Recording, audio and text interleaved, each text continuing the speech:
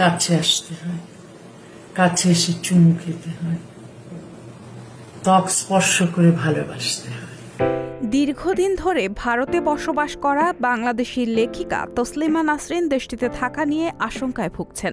তিনি জানিয়েছেন, ভারতে বসবাসের অনুমতির মেয়াদ গত জুলাই মাসে শেষ হয়ে গেছে, কিন্তু ভারত সরকার এখনও তা নবায়ন করেনি।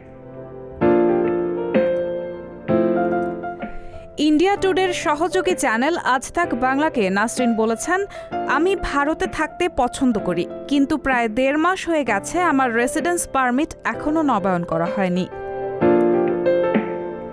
তসলিমা নাসরিন সুইডেনের নাগরিকত্ব নিয়ে ২০১১ সাল থেকে ভারতে বসবাস করছেন। তিনি জানান, ভারতের রেসিডেন্স পারমিট নবায়নের বিষয়ে সরকারি কর্মকর্তাদের কাছ থেকে কোনো উত্তরও পাচ্ছেন না। তার ভাষ্য, আমি জানি না কার সঙ্গে কথা বলবো, স্বরাষ্ট্র মন্ত্রণালয়ের কে আমার সঙ্গে যোগাযোগ করবেন। আমি কারোর সঙ্গে কথা বলি না, আমি অনলাইনে চেক করি, কিন্তু এখনও কোনো নিশ্চয়তা পাইনি, যা আগে কখনো ঘটেনি। ভারতে বসবাসের অনুমতি নবায়ন করার পথে বাংলাদেশের বর্তমান পরিস্থিতি বাধা হয়ে দাঁড়িয়েছে কিনা জানতে চাইলে তসলিমা তা অস্বীকার করেন। তিনি বলেন, বাংলাদেশ ও সেখানকার রাজনীতির সঙ্গে আমার কোনো সম্পর্ক নেই। আমি ইতিমধ্যে ভারতে বসবাস করছি।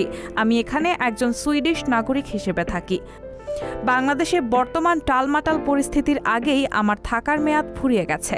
২০১৭ সালেও এমন সমস্যা হয়েছিল, কিন্তু সেই সময় সেটি প্রযুক্তিগত সমস্যাই ছিল।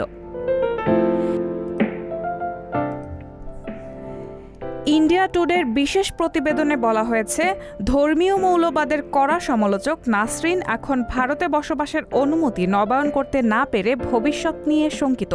তিনি বলেন, পারমিট না পেলে আমি নিশ্চিত মারা যাব। এখন কোথাও যাওয়ার মতো অবস্থা আমার নেই। রাহানা মুন, সবার কথা।